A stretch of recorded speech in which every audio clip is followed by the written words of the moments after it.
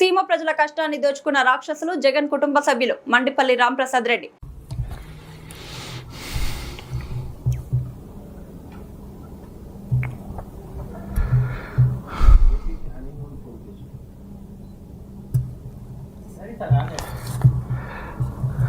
అందరికీ నమస్కారం.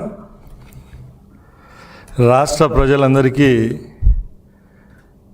ఈరోజు చంద్రబాబు నాయుడు గారు ముఖ్యమంత్రి అయిన తర్వాత సుభిక్షంగా ఒక వారంలోనే 2 సంవత్సరాలు పూర్తి చేసుకుంటున్నాం. మా ప్రభుత్వం తరపున రాష్ట్ర ప్రజలకు ధన్యవాదాలు. ఎందుకంటే భారతదేశ చరిత్రలో ఏ రాజకీయ పార్టీకి దక్కని గౌరవం ఆంధ్ర రాష్ట్రంలో తెలుగు ప్రజలు మాకు కట్టబెట్టడం జరిగింది.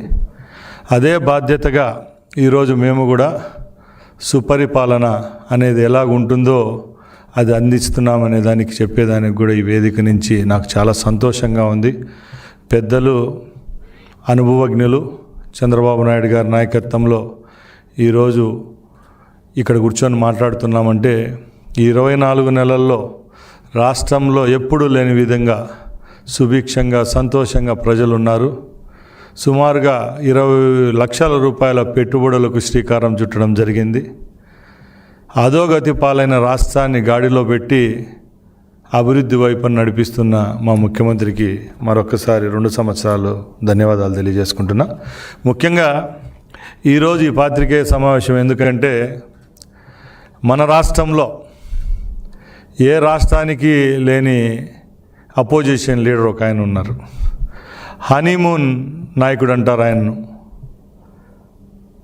కేవలం ఒక ప్రతిపక్ష నాయకునిగా ఈ 24 నెలల్లో ఒక 10-15 సార్లు మాత్రమే పత్రికా సమీక్షలు అలాగే ప్రెస్కు ఆయన ఇంటర్వ్యూలు ఇవ్వడం జరుగుతూ ఉంది.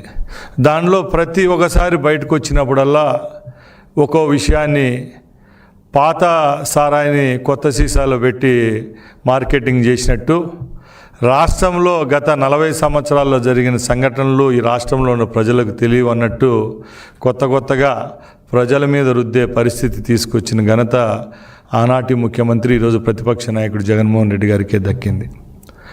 ముఖ్యంగా జగన్మోహన్ రెడ్డి గారు ఈరోజు ఈ ప్రభుత్వం చేస్తున్న అభివృద్ధి సంక్షేమ పథకాలను ఓర్వలేక ప్రతి ఒక్కసారి మీడియా సమావేశం ఏర్పాటు చేసినప్పుడు మా ముఖ్యమంత్రి గారి మీద అక్కస్తో ఏదో ఒక తప్పుడు ప్రచారం చేసేదానికి శ్రీకారం చుడుతూ ఉంటారు.